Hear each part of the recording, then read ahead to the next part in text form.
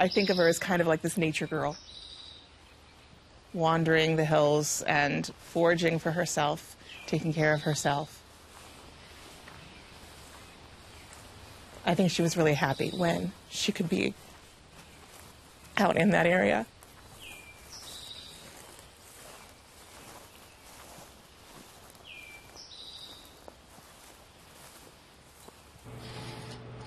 Let's see if we can track down Minnie.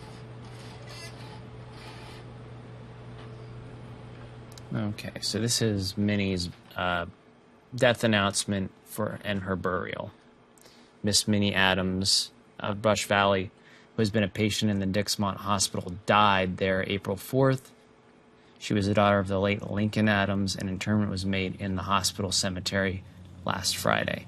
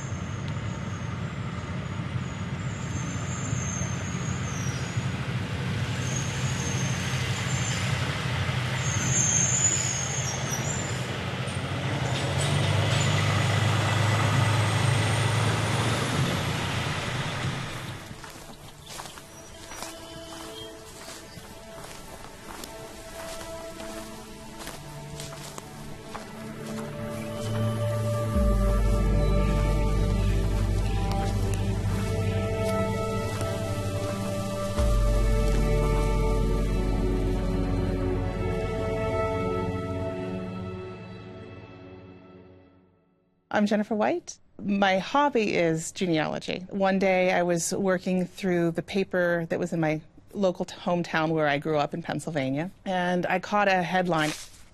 It just said something like, wild girl of Brush Valley found wandering in the hills, and there was no detail, didn't even indicate a name.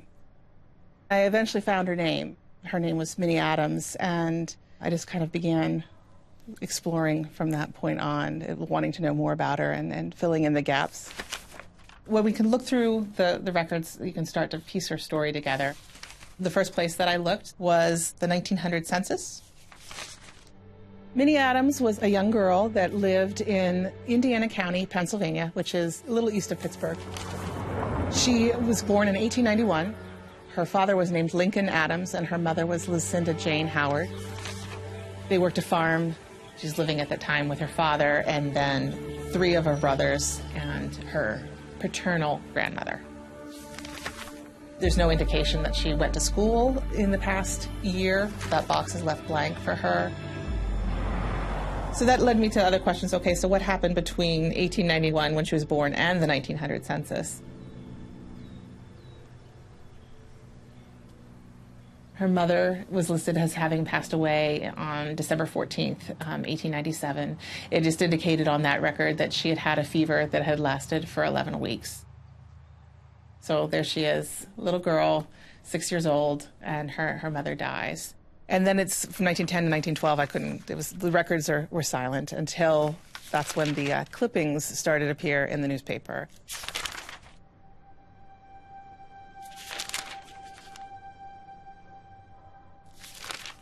As I dug through them, headlines just got worse and worse. Wild girl, almost destitute of clothing. Indiana Evening Gazette, Indiana, Pennsylvania, August 22nd, 1912. According to the statement of a number of residents in Brushvalley Township, a young girl, presumably about 21 years of age, had been roaming through the woods for several days, destitute of wearing apparel and existing on a meager diet of berries and other raw fruit. Tuesday afternoon, humane agent J. Wilson Thomas drove to Brush Valley to investigate the case. He learned that the girl was Minnie Adams, the daughter of Lincoln Adams. Going to the Adams home, Mr. Thomas asked to see the girl and was directed into an inner room. The condition of the unfortunate girl was terrible and fully bore out the testimony of the neighbors. Dressed in only an old piece of cloth with a rag tied around her head, the girl clung defiantly to the covering of the room, refused to speak, and would not look at the officer. On the advice of the officer, the girl was locked in a room from which all the furniture had been taken and the windows were barricaded. On her arrival at the institution, she again relapsed into a stubborn condition, refused to speak or look at her inquisitors or otherwise make any effort to assist herself. The girl's mother died when she was very young, and she lived with her father ever since. She had run wild for a long time and was called the Wild Girl of Brushvalley Township. It has been learned that while in this condition, the girl had the strength and agility of a well-trained athlete, in that she could tear small trees out by the roots, run with incredible swiftness along the roads and through the fields, and hurdle fences 4, 5, and 6 feet high with ease. Although she never threatened violence, her relatives feared to cross her. The father claims he is afraid of her. The authorities are doing what they can for her, but the opinion is that she is demented. There is a question of how much is sensationalized and how much is true. And we're never going to know those answers.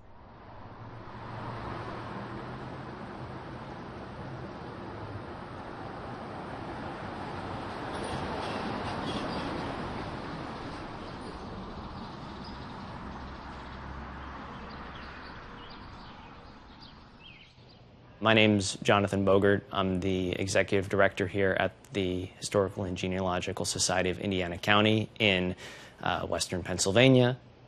We're a small-town historical society that preserves Indiana County's history from its founding in 1803 all the way up to the present day. It's great to see that there's an interest in the past and there's an interest in local history, and that people are still looking to discover more information about their ancestors or just people that they would have known in their community.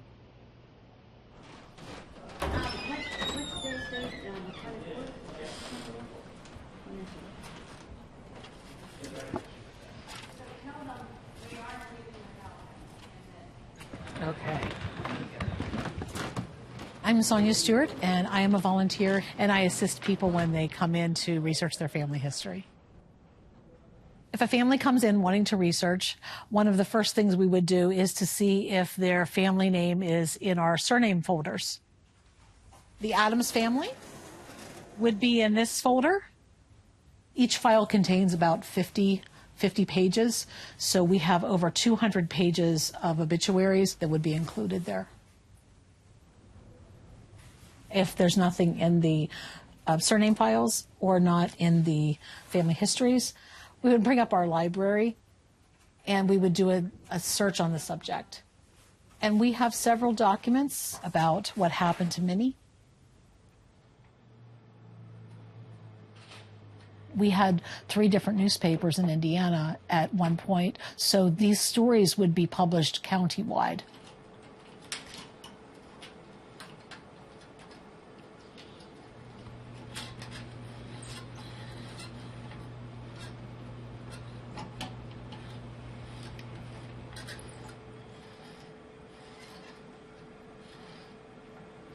And here's the 28th. So this should have our article somewhere about Minnie.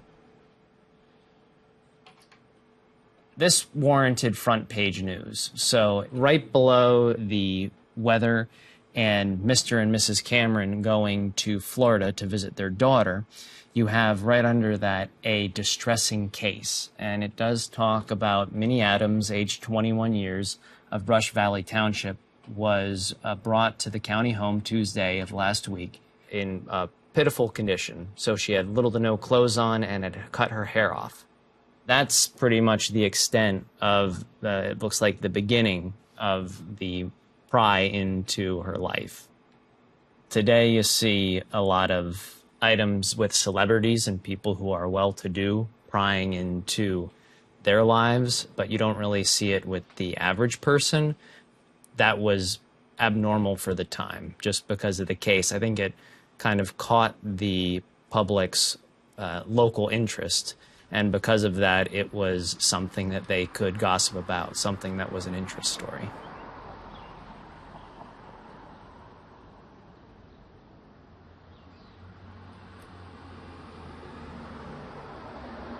Depending on the town you're in, it was the gossip column. The papers were pretty much the Twitters, the Facebooks of today.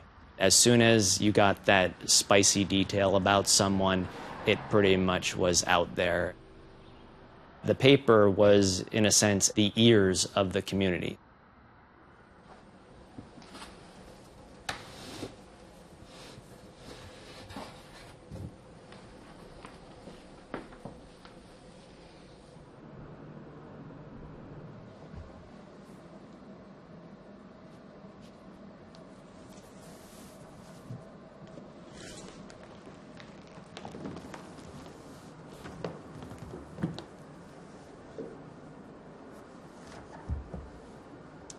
Demented girl remains a mute. The Indiana Progress, August 28, 1912. An investigation revealed the fact that the young woman is extremely ignorant, having never attended school and for years has worked in the fields with her father. Death robbed the home of the wife and mother years ago, and the children have been reared amid the most poverty-stricken surroundings. Since the daughter became deranged weeks ago, the father has no restraint over her, and she lived her wild life in the woods unmolested, and was seldom seen by the family until night, when she would return to the home for food and shelter. Almost naked, she would roam the woods, and at the sight of anyone would hide herself. While not violently insane, she appears to be in deadly fear of all who approach her, and all efforts to persuade her to talk have been in vain. Neighbors who were acquainted with her condition, through pity for the unfortunate one, reported the case to authorities. She refused to eat for several days after she was brought to the county home. Just this week, she is taking nourishment. She has not spoken and sits in a hunched position in her room. At the approach of anyone, grabs her hair with her hands. I question whether, did Lincoln do those things to her? Did he cut off her hair? Did he force her to not wear clothing? Again, I want to blame someone, and for me, the father is the one that's getting the blame.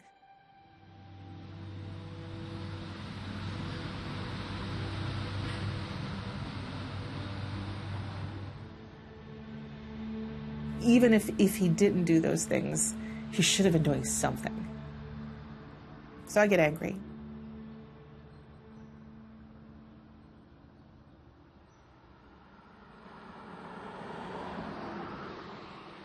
The thing that I find really interesting is I know that area, and people didn't want to get involved in family business. And so the fact that neighbors were prompted to contact authorities, to me, indicates there was something significant, and to be able to figure out what had gone wrong. And of course, my mind, fills in those gaps with, young little girl who lost so much, and in a home with only men,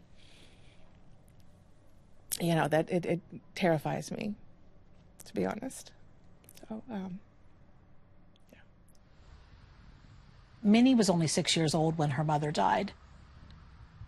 It is very rare that she would have stayed in that household. She would have gone to live with her mother's family, and that did not happen. And so my question is why did she not go live with Lucinda Jane Howard's family? Was it because they didn't like him? Or was it because he refused? Was it because he needed a farmhand? Because we see in a later census that she's never gone to school. She is not listed with any mental deficit in these censuses, and census takers are very diligent about doing that. She is simply too valuable to him to let her go to school or to let her go live a child's life with his own family or with her mother's family.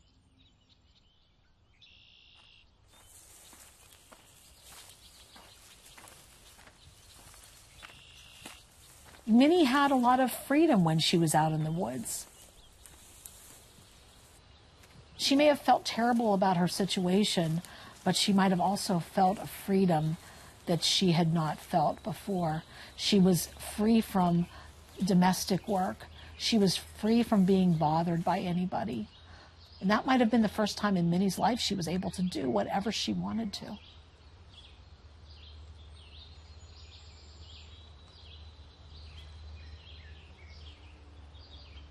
And Minnie probably was not treated any better at the institution than she had been at home.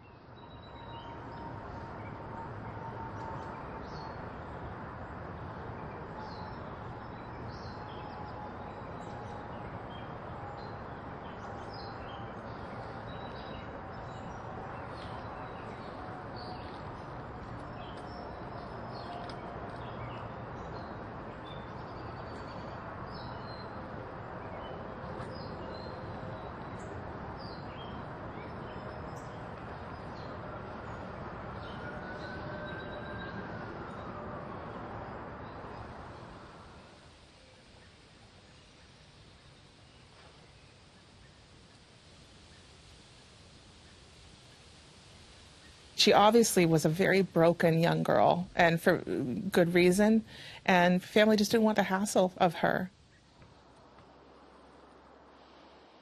So that was it. It was so much easier. Let's just tuck her away and never look back. In looking at Minnie's history to see what might have caused this psychotic break, the fact that she took a butcher knife to her hair, I think that's the key right there. I tend to think that there's a hormonal problem here. And I don't know that this is true. This is total speculation, but it would certainly not surprise me if in doing a survey of those woods that they found a dead baby buried.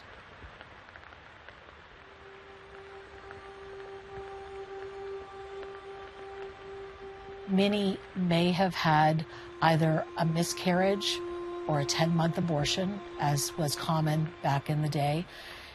And there was such shame attached to it that she might have either killed the child or buried the child, and that she might have succumbed to a postpartum psychosis. I don't discount the idea that any sort of molestation might have happened within the home, but I do believe that the psychic break from that would have happened much earlier in her life. I don't discount the idea that somebody local might have molested her.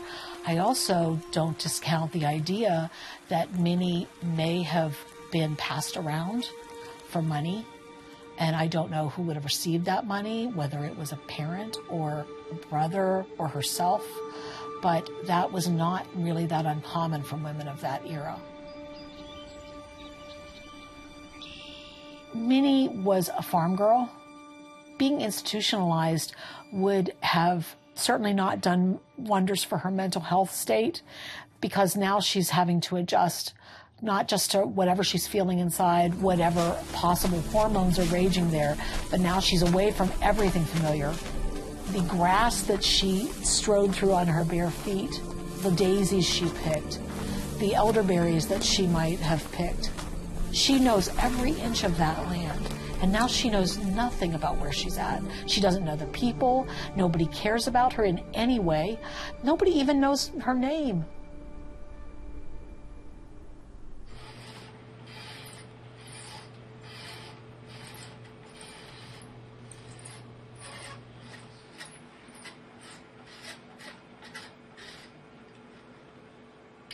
So it looks like this is the Lincoln Adams death right here, and it lists the sons surviving.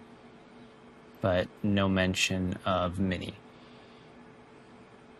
Pneumonia caused the death of Lincoln Adams, 55 years of age, at his home in Brushvalley Township. Lincoln did not live a long life. Lincoln did not live a happy life. Lincoln's death really speaks to me of the life that he may have lived. He was obviously a sad man. He had lost a wife. Another one left him. He was obviously not a pleasant man to live with. It still makes me wonder what kind of life the boys lived as well if Lincoln is dying at age 55. And I'm not sure, George, William, and John, why did they not keep the idea of Minnie alive? That was their only sister.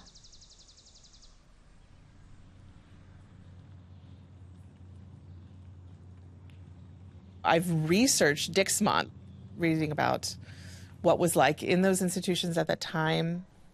And I worry about what sort of abuse may have been going on within the institution, because they were people without voices.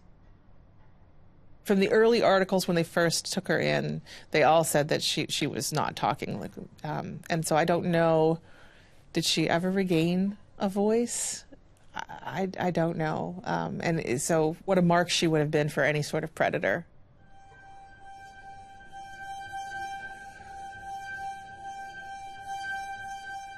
She had been living at Dixmont for just over 4 years, and it was 1918. World War I was ending, and the hospitals were, exceptionally overcrowded, particularly Dixmont, because of the soldiers coming back with post-traumatic stress disorder. The accounts from the hospital, if you read about them, was that the beds were in the hallways, just one bed lined up against the next, and that was the conditions in which she died in. She was, I think, 28, and just 6 years earlier, they had said she was strong, she was athletic, and there she passed.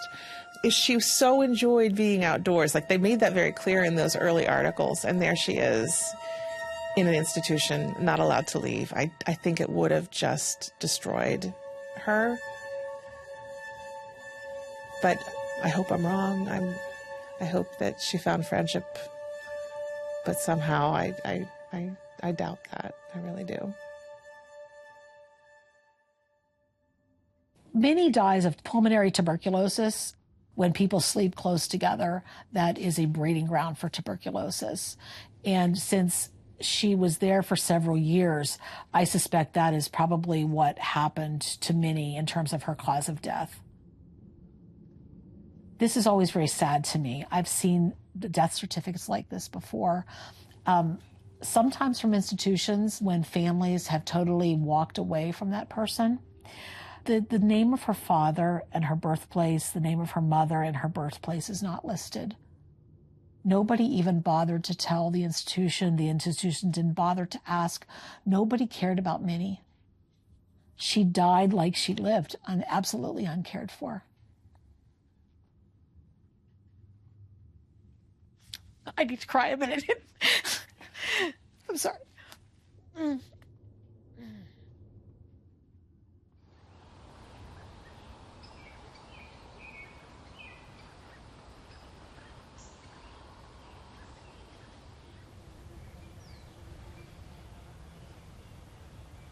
It's amazing how attached you get when you start exploring it. And honestly, I feel at times like I know her, and I don't. 948 was her tombstone number. That was it. That's all she had. Her whole family is buried in the same cemetery in Brush Valley, and she's not there. And it saddens me. Cemeteries are really important. They're the place that we go to remember. They're the place where we celebrate life. And for her, I just had this vision of her being dumped in that grave and covered up. That nobody came that morning. It was. a deep loneliness that I felt in that. And it shouldn't have been. I want people to know her, that her life mattered, that it counted.